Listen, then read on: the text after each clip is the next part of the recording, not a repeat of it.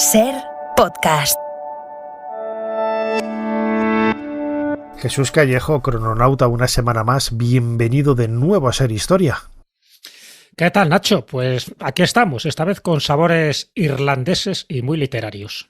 Desde luego, fíjate, la figura de Oscar Wilde es un gran poeta y también un gran reivindicador, ¿no? En estos tiempos que corren, donde la homosexualidad poco a poco, ¿no?, se va normalizando. Yo creo que está prácticamente normalizada. Hay algunos descerebrados que, bueno, lo siguen viendo como algo negativo, pero en aquella época, en el siglo XIX, recordemos que él nació en Irlanda en 1854 y falleció en 1900, pues tenía que ser muy difícil, ¿no? Muy difícil enfrentarse a la vida con esa sensibilidad, con esa literatura y con esa forma de enfrentarse a la realidad. Bueno, recuerda que estamos en la época victoriana, efectivamente. La época victoriana se caracterizaba un poco por ese puritanismo. Y claro, alguien se salía a veces de la regla, de la norma, como era en este caso Oscar Wilde. Eso le granjeó, por una parte, mucha fama. Era pues un poco como el líder de las reuniones sociales y de los gabinetes literarios, con sus frases mordaces, en fin, con la ironía, con esa elegancia. De hecho, el dantismo, gran parte, pues lo populariza mucho. Y sobre todo una teoría que era el arte por el arte. Él tenía un concepto, ¿no?, de cómo había que concebir el arte y que el arte tendría que dar placer siempre, ¿no?, y que fuera estético. Bueno, pues su forma de ser, su forma de pensar, su forma de escribir, de hecho, para mí es uno de mis autores favoritos. Escribía de maravilla y además escribió muchísimas cosas. Es cierto que lo primero que le escribió, por lo menos por lo que se da a conocer, es el libro de poemas. Reúne todos los poemas que la había hecho en juventud y los reúne en 1881 y se publica así, poemas. Porque mucha gente no le conoce por esa faceta de poeta.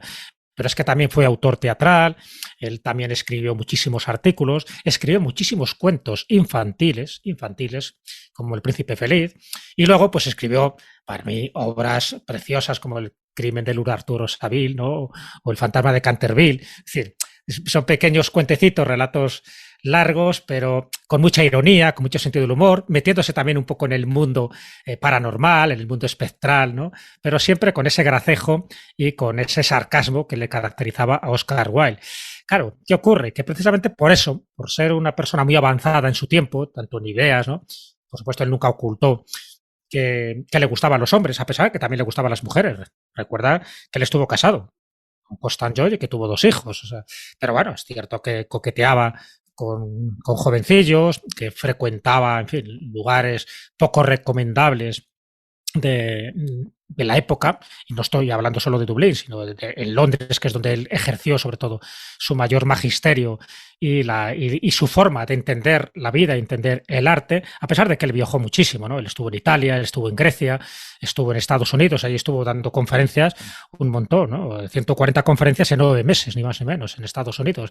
Eso le granjeó muchísima popularidad, pero también muchos enemigos. La forma que él tenía de vestir, de comportarse, de sentarse, de hablar, en fin, era una persona muy culta, pues tuvo varios enemigos. Y de hecho, te voy a citar solo un par de frases para que veas que no era bien acogido en todos los salones literarios. Henry James, por ejemplo, él decía que solo tenía talento para la autopromoción, que era un tonto fatuo.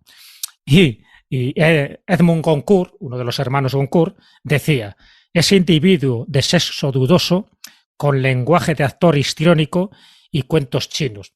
Es decir, que había gente que no le gustaba esta forma de hablar. Es verdad que era muy locuaz, que tenía una cultura inmensa, pero bueno, había gente que no le iba. Y entonces todo eso, poco a poco, le fue granjeando ciertas enemistades, hasta que, evidentemente, y luego lo comentaremos, pues hasta que choca de frente con el marqués de Queensberry, con cuyo hijo pues tuvo una relación sentimental, pues en fin, bastante sonada y bastante escandalosa. Pero si eso se precede pues de varias obras que él fue publicando donde ya dejaba implícita la homosexualidad o por lo menos la libertad de sexo, era una Dalí del feminismo. De hecho, él editó una revista femenina, la Woman's World, y en esa Woman's World ya hablaba un poco de los derechos de la mujer, de que se tenía que emancipar. En fin, dio muchísimo protagonismo a una mujer victoriana que por entonces, lo recordemos, estamos hablando de finales del siglo XIX, pues estaba bastante subyugada, ¿no?, por la etiqueta social y sobre todo pues al marido porque la mayoría de ellas pues estaban casadas y ocupaban un segundo papel. Él reivindicaba, ¿no?, el papel protagonista de la mujer. Bueno, pues todo esto, este tipo de circunstancias, son las que al final, en el mayor éxito de su vida, cuando mayor popularidad tenía, es cuando cae en desgracia. ¿Por qué? Pues a lo mejor porque se pasó de listo o sencillamente porque no calculó muy bien esas normas victorianas que le llevaron a tener ni más ni menos que 3 juicios. Bueno, no deja de ser un personaje transgresor, como nos gusta, ¿no?, aquí tratar a muchos de estos protagonistas de la historia, y Oscar Wilde por eso merecía este cronovisor. Jesús Callejo, tenemos delante el teclado de nuestra máquina del tiempo. ¿Cuál es la fecha que nos propones en esta semana para viajar precisamente eso, en el tiempo? La fecha es el 30 de agosto de 1889.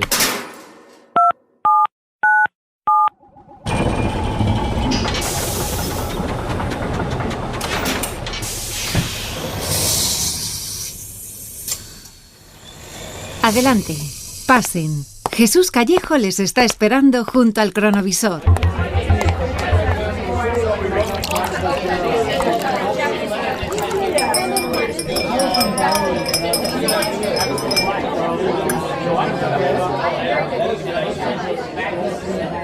Jesús, ahí tenemos a Conan Doyle con Oscar Wilde. Los dos ya han aparecido en nuestros cronovisores. Hace unas temporadas estuvimos con el bueno de Conan Doyle y ahora con Oscar Wilde. ¿Qué están haciendo? Se están saludando efusivamente, se acaban de conocer, ¿no? Sí, están en una cena importante, en fin, una cena pues muy glamurosa.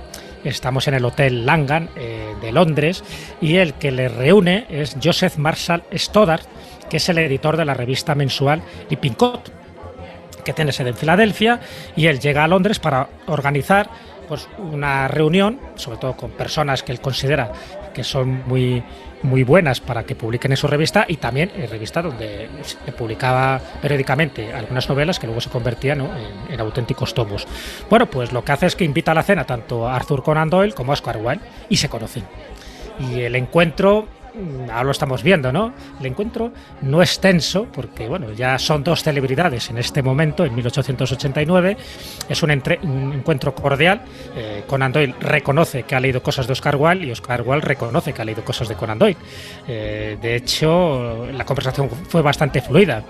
Tenemos el testimonio, por ejemplo, de Conan Doyle en una autobiografía que se llama Memorias y Aventuras, donde recuerda esta velada que estamos presenciando, y él comenta como que fue una noche dorada, es decir, porque él vio que todo fluía perfectamente y que de Oscar Wilde le dejó una huella imborrable, hasta el punto que llega a escribir en esta autobiografía: debo añadir que nunca en la conversación con Wilde observé un rastro de tosquedad de pensamiento. O sea, que le asombró intelectualmente cómo expresaba las ideas y, sobre todo, la elegancia a la hora de comportarse y la finura de las frases que le dirigía. Así que, bueno, el encuentro fue fortuito y el encuentro tuvo 2 consecuencias. ¿Sabes qué 2 consecuencias? Evidentemente la está organizando un editor, Joseph Marshall Stoddart. Pues que escriban 2 novelas. Bueno, pues justo por eso hemos venido a este Hotel Langham de Londres en este momento, porque aquí surge el germen de 2 novelas muy importantes. Una, evidentemente, de Oscar Wilde, te puedes imaginar que es El retrato de Dorian Gray, es la única novela que él llegó a escribir, y por parte de Doyle, El signo de los 4, que es la segunda historia de Sherlock Holmes. Y hasta el punto, y aquí viene la parte curiosa, anecdótica, esos guiños, ¿no?, literarios, porque muchos críticos han descubierto que uno de los personajes de la novela de Doyle, de la del signo de los 4, es ni más ni menos que el propio Oscar Wilde, pero con el nombre de Thaddeus Sholto.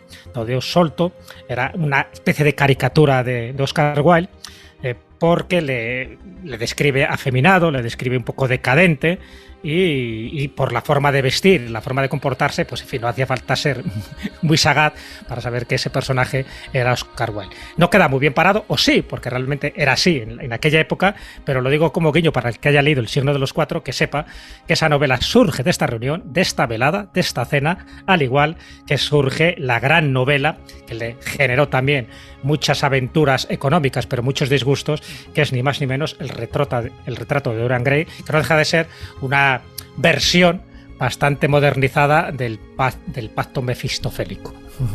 Fíjate, Jesús, que se han juntado dos personajes increíbles, ¿no?, de la literatura victoriana, como Oscar Wilde y Conan Doyle, aunque luego Conan Doyle desarrolló también parte de su trabajo ya en el siglo XX, ya fallecida la reina Victoria. Pero en ambos casos lo comentabas al principio, ¿no? Porque imagino que uno de esos puntos de unión, uno de esos puntos en común que tendrían Doyle y Wilde en esta primera reunión es ese apego, ¿no?, a lo extraño, a lo insólito, a lo paranormal. En aquella época no se hablaba de paranormal, ¿no? Pero sí que es cierto que seguramente en esa conversación algo de este tema pudo haber salido, porque lo decías al principio, Oscar Wilde era un enamorado de este tipo de temas insólitos y extraños, ¿no? Sí, le gustaba. Es verdad que tenía siempre esa ironía, en fin, se reía de prácticamente todo. Bueno, él en teoría era católico, pero bueno, nunca ejerció como católico, era más bien agnóstico. Él decía más bien que era un poco anarquista, ¿no? Porque decía que a veces la gente le pregunta bajo qué tipo de gobierno él viviría mejor, o cualquier artista, y él dice que la respuesta es en ninguno. Es decir, que tenía también unos pensamientos ácratas, a pesar de que en la última etapa de su vida, como bien sabe, se convierte al catolicismo. Pero bueno, el hecho es que, evidentemente, en esta reunión sí que se habló de un tema que les apasionaba a los dos, que es el espiritismo. Por una parte, Conan Doyle, todavía el fin le quedaba para adentrarse de lleno en el mundo espírita a raíz de la muerte de uno de sus hijos en la Primera Guerra Mundial, pero sí que le interesa mucho el espiritismo. Y también a Oscar Wilde, sobre todo por parte de su mujer, de Constance Joyce. Constance Joyce, una mujer que siempre ha estado en la sombra, ¿no?, de su esposo, y mucho más después de, en fin, no se llegaron a divorciar, pero bueno, después del escándalo, ¿no?, que se produjo, pues tanto la esposa como los hijos se fueron apartando paulatinamente de Oscar Wilde. Pero Constance Joyce sí que le interesaba muchísimo el espiritismo, le interesaba mucho la fotografía, también el feminismo, fue una de las grandes defensoras del feminismo, y se sabe, por ejemplo, que ingresó en la Orden Hermética del Alba Dorada, acuérdate de la Golden Dawn, junto con Bram Stoker, junto con el autor de Drácula. Por cierto, la primera novia que tuvo Oscar Wilde fue Florence Balcom. Florence Balcom, que no le hizo ni caso a Oscar Wilde, sí le hace caso y al final se casa con Bram Stoker. O sea que, para que veas un poco en el mundillo literario en el que nos estamos moviendo.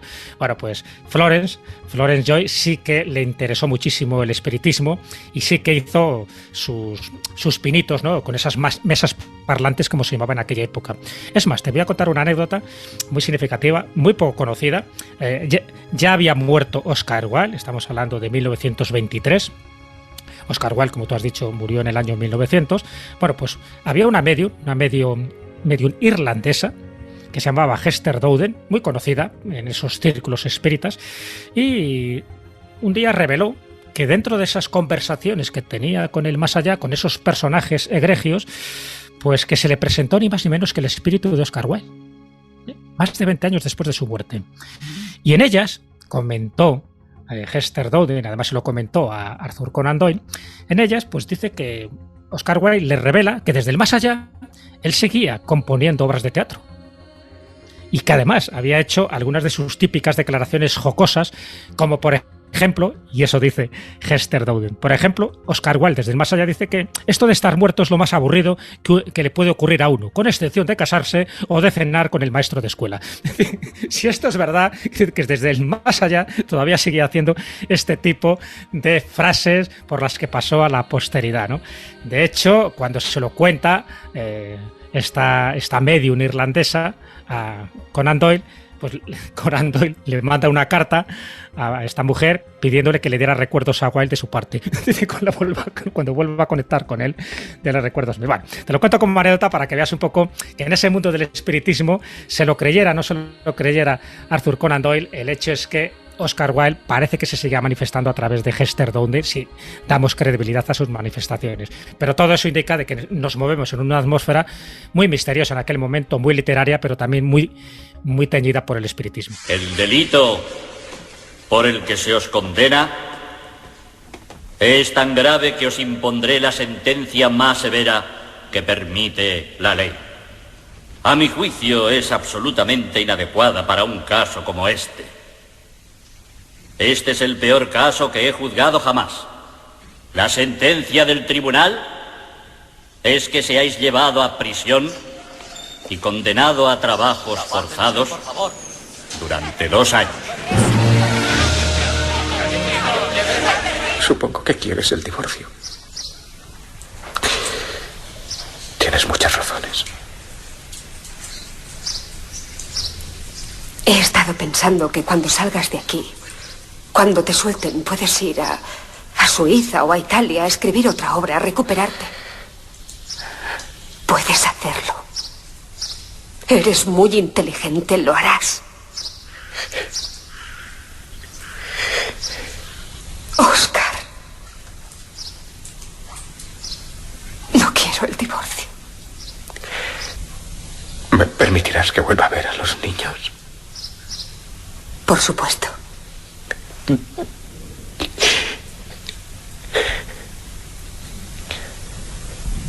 Pero debo ponerte una condición. No volverás a ver a Bowsy. Si viera a Bowsy ahora, le mataría. Los niños te quieren, Oscar.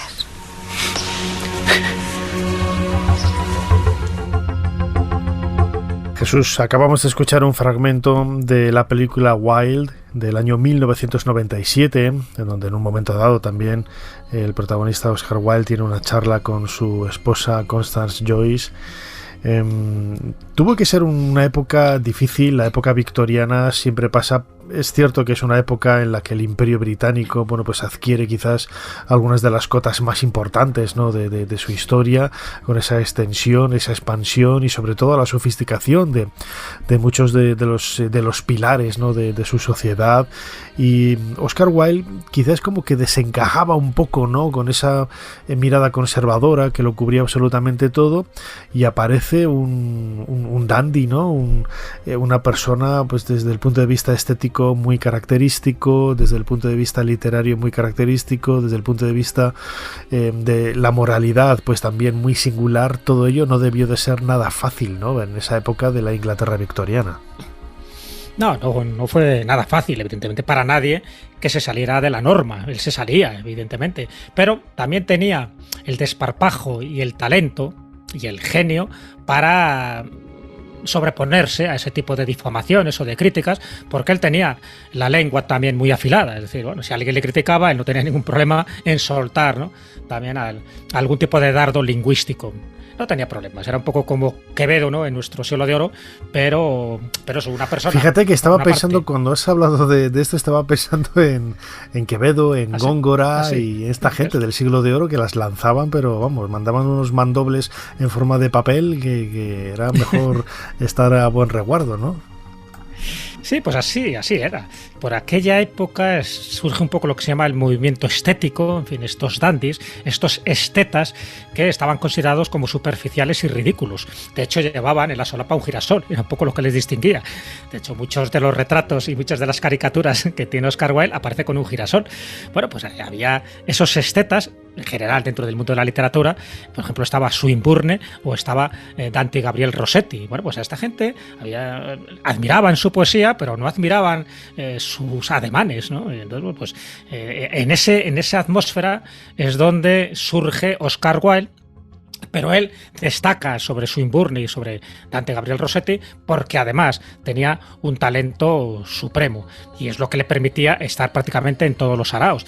Y no solo estaba en todos los saraos, fíjate, él representó varias obras de teatro. Lo que más hizo, sobre todo, fueron obras de teatro, algunas pues muy conocidas como la de Salomé. Fíjate que, por ejemplo, Salomé, la protagonista, fue ni más ni menos que Sara Bernard, la divina Sara Bernard, ¿no?, que fueron muy amigos entre ellos.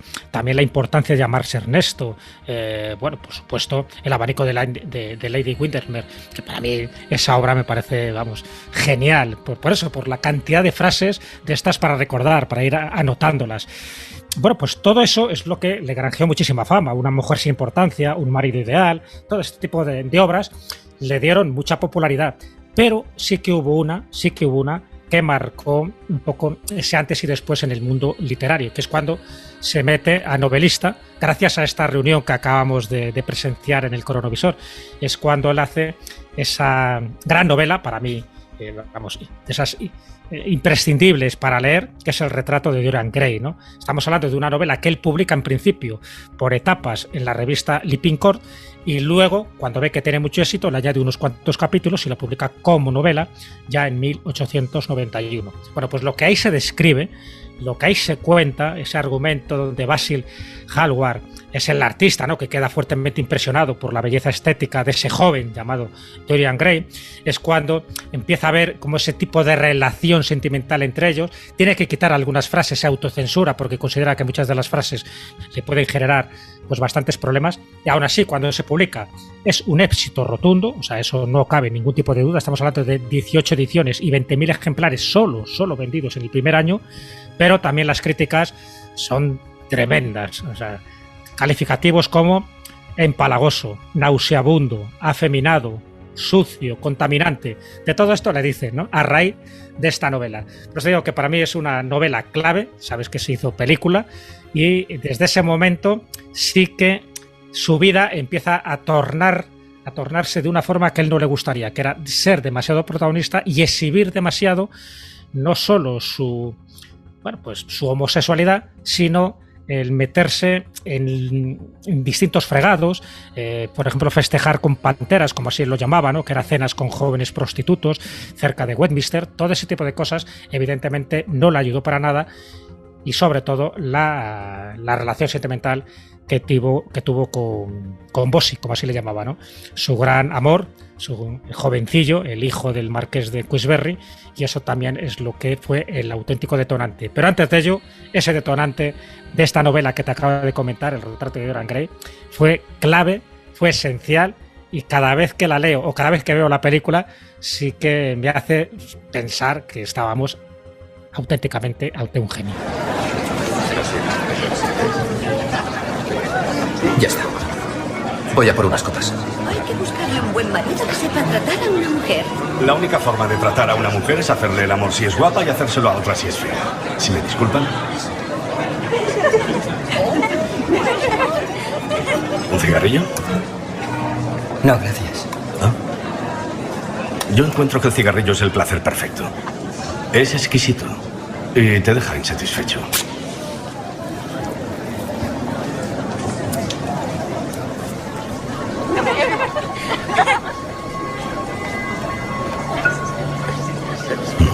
Eres el nieto de Kelso. Sí, yo le conocía. Una vez. Y me bastó para alegrarme el mes pasado cuando exhaló su último aliento. Supongo que habrás heredado la fortuna de ese viejo chivo. Ser huerfanito no está tan mal. Un joven sensato y muy apuesto, según Agatha. Me imaginaba un paleto pecoso con una ropa espantosa. Veo que solo he acertado a medias. Podría ser peor. Gladys Allenby se viste como para cumplir 14 años desde que cumplió los 40. Y si Randy pasara menos tiempo en la iglesia y más en su sastre, no se parecería tanto a un libro de himnos desgastado. ¿Seguro que no quieres un cigarrillo? Me los traen directamente del Cairo. Veo que ya conoces a nuestro encantador anfitrión. No prestes la menor atención a nada de lo que te diga. Qué grosero. Henry Wotton. Victoria, mi esposa.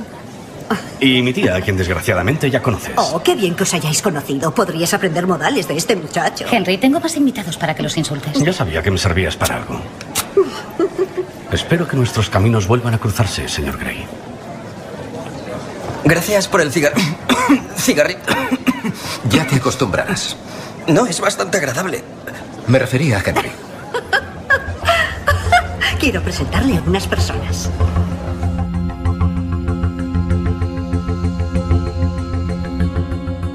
Escuchamos un fragmento de la película El retrato de Dorian Gray del año 2009, la película que ahora mencionaba nuestro crononauta Jesús Callejo. Quizás el deseo, ¿no?, de esa eterna juventud, la banalidad, ¿no?, de la vida, de buscar quizás referentes que te perpetúen, ¿no?, en la existencia, todo eso rodeado de una estética muy particular, ¿no?, que solamente genios, como decías ahora, como Oscar Wilde podía generar. Es lo que convierte a esta obra en, bueno, pues una de las cotas máximas, ¿no?, me atrevería a decir, de la literatura inglesa. Sí, de la literatura inglesa y de la literatura de terror, no lo olvidemos. La temática que él utiliza, a pesar de que se desarrolla en un ambiente, en fin, como muy glamuroso, en fin, muy de la época, pero luego tiene ese trasfondo de pacto diabólico y que le da un toque muy original, muy original. Es cierto que en el mundo en el que se desenvuelve es esa filosofía estética que te acabo de comentar. Él hablaba del arte, por el cual, en fin, sentaba las bases de lo que luego se llamó el dantismo. Él decía que el arte nunca debe ser juzgado por su valor moral, sino por su valor estético. Es decir, que lo que persigue el arte es producir el placer en el espectador, sea como sea y a costa de lo que sea. Es decir, todo ese tipo de pensamientos que es fruto de sus conversaciones, de las charlas que él fue dando. No solo hablaba de sus novelas, sino también de su pensamiento, de cómo entendía la estética y de cómo entendía este mundo para que fuera un poco mejor. De hecho, incluso se metió también a investigar los sonetos de William Shakespeare, personaje que tú conoces muy bien. Bueno, pues de esos 154 sonetos que se le atribuyen a William Shakespeare, están dedicados a un tal W.H. Bueno, pues él, Oscar Wilde, establece la teoría que estaban dedicados a uno de los amantes de William Shakespeare, que era un tal Willie Hughes. Bueno, pues sea verdad o sea mentira, me refiero que también entró en este tipo de investigación. Y bueno, y está como muy reconocido dentro de las distintas teorías que se han establecido alrededor de William Shakespeare. Bueno, pues efectivamente él tiene esa controversia, ¿no? Y sobre todo, ahí es donde yo creo que mete un poco la pata. Es decir, ahí es cuando digo que se pasa de listo. Porque cuando empieza a tener ese problema con John Douglas, que es el marqués de Queensberry, que es el padre de Bossy, con el que él se estaba acostando, pues el primer juicio no lo hace el marqués de Queensberry. El marqués de Queensberry le acusa de sodomita, pero bueno, y él lo que hace es decir, que me acusas a mí de sodomita. Dice, Oscar, pues te voy a meter en juicio. Ese fue un error, porque a partir de ahí, cuando intenta defenderse con este proceso difamatorio contra Queensberry, empiezan a salir los trapos sucios, empiezan a salir testigos, en fin, hay otro juicio. En este caso, el primero es a instancias de Oscar Wilde, el segundo es a través del propio marqués de Queensberry, y el tercero, donde ya entra la oficina del fiscal general, es cuando le condena, ¿no? En ese 27 de mayo de 1895, Oscar Wilde es condenado a 2 años de prisión y trabajos forzados por conducta indecente y por sodomía. Esos son los cargos.